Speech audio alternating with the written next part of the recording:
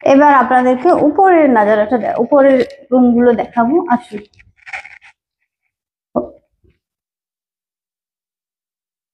চলুন উপরের রুমগুলো দেখিয়ে দিই। হ্যালো বন্ধুরা, এবার চলুন আমি উপরের রুমগুলো দেখিয়ে দিচ্ছি।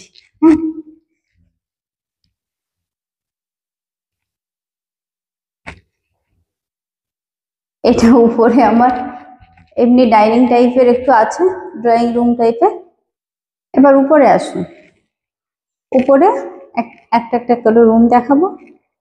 যাকে এটা বেসিনের কাছে ট্রফি, আমার হাজবেন্ড এখানে ট্রফি রাখবে বলে এই আলমারিটা করেছে, কিন্তু এখন অবধি রাখা হয়নি। আর ট্রফিগুলো পুরোনো বাড়িতে রয়ে গিয়েছে, আনাও হয়নি, আর আনার সময়ও পাচ্ছি না। আমার মেয়ের বেডরুমটা দেখাবো। সরি বা আমার মেয়ের বেডরুমটা আলো জ্বালানো হয়নি। আসুন আমার মেয়ের বেডরুমটা দেখায়। এটা আমার মেয়ে বড় হলে এই বেডরুমটা আসবে। এখন নিচে আছে বা, কিন্তু এখন আসে না।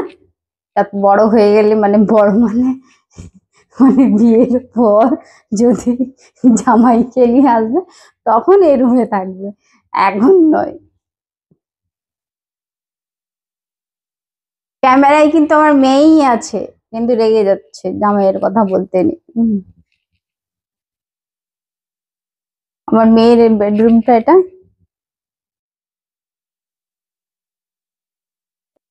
এটা আমার মেয়ের ড্রেসিং টেবিল।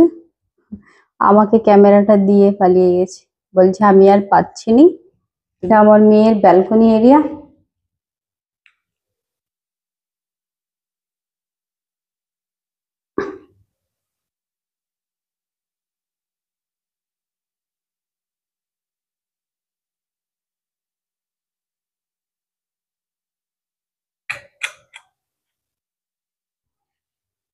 আর এটা তো জানেন বাথরুমই।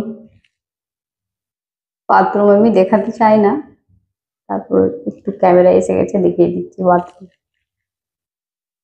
ছেলের রুম, কেন ছেলে তো এখন অনেকটাই ছোট, মানে সবে ছ মানে 6 বছরের, তাই তার বেডরুমটা এখন করা হয়নি, পরেই করা হবে। এটা রুমটা বাকি রেখে দিয়েছি, একটাই রুমই বাকি রেখেছি। এই দেখুন, তার রুমে কিছু হয় না বলে আমার সঙ্গে আবার ঝগড়া করে যে আমার রুমে কিছু হয় না কেন। আমি, তুমি বড় হও, তোমার রুমে সব কিছু বানিয়ে আনা হবে নতুন করে। তুমি যখন বড় হবে তোমার তোমার আমার আপডেট মানে আমার বয়সে যতটা আপডেট হয়নি তোমার বয়সে আরো আপডেট হবে, এই ভেবে আমি বলছি তোমার যখন বড় হবে তুমি নতুন ফার্নিচার, নতুন সবকিছু চয়েস করে তুমি নিজের মনের মতো করে।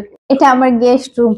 হুম, গেস্ট রুমের এই যে যত কিছু, এই যে দেখুন, আর এই ড্রেসিং টেবিল, এই খাট, এই আলমারি, আর এই যে সব আমার পুরোনো বাড়ি থেকে আমি এনেছি।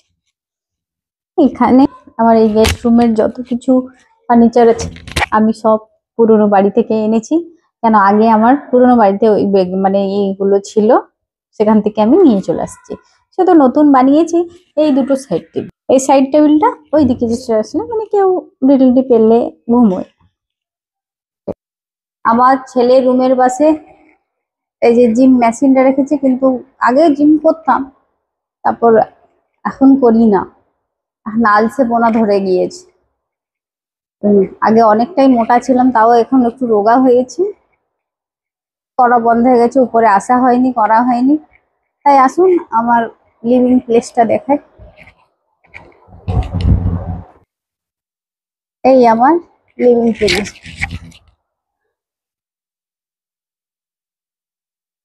প্রচুর গরম কিন্তু উপরটায়, মানে এসি ছাড়া থাকতে পারবেন না, এতটাই গরম।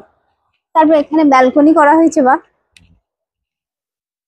কাজগুলো খুলে দিয়ে মানে আমার ব্যালকনি আছে এর পাশে।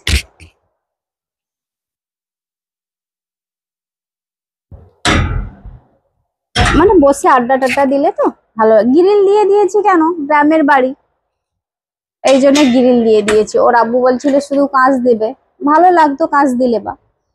এই আমার ব্যালকনি। ব্যালকনি উঠে গেলে মানে সবকিছু দেখা যায় না বা, আমাদের বাড়িতে একদম মানে গ্রামের ভিতরে। আর এই জন্য দেখুন, মানে আমাদের সিটি সেন্টারে, মানে সিটি সেন্টার থেকে 5 মিনিট এলে আমাদের গ্রামের বাড়িটা।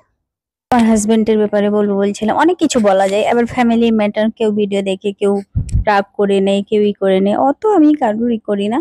তবু বলছি যে আমার হাজবেন্ড এই পজিশনে যে আজ আছে, অনেক কষ্ট করে জীবনটা নিজের মেহনতে উঠেছে, অনেকটাই আল্লাহ রহমত করেছে তাই উঠে গিয়েছে, এটাই বলবো বলছিলাম। হুম। আর আমার স্বামী স্ত্রী খুবই খুশি আছি, খুবই হ্যাপি আছি, সেটাই, আর কিছু নয়।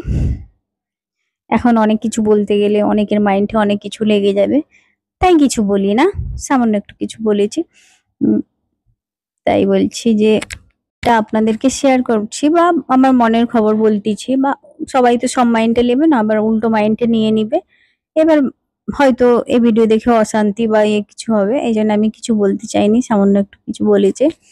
হুম। তাই আমার দুজন খুব হ্যাপি আছি, খুব ভালো আছি। এই করে যেন জীবনটা কেটে যায়, এই করে যেন জীবন থেকে এই সুখ শান্তিতে কেটে যেয়ে যেন জীবনটা কেটে যেয়ে আল্লাহর কাছে চলে চলে সুখ শান্তি দুটোই আসবে জীবনে, সবকিছু নিয়ে মানিয়ে নিয়ে চলে যেতে হবে, সেটা জানা আছে, সেটা আপনারাও ভালোভাবে জানেন। ঠিক আছে। আর বলছি যে আমার ভিডিওটা কেমন লাগে অবশ্যই জানাবেন। আর আমার বাড়ি দেখালাম, আমার বাড়ির যে হোম ট্যুরটা দিলাম কেমন হয়েছে একটু জানাবেন প্লিজ, জানালে আমিও খুব খুশি হব। এই করে একটা এইখানের ব্লগটা শেষ করলাম। সবাই ভালো থাকবেন, সুস্থ থাকবেন। আল্লাহ হাফেজ, বাই।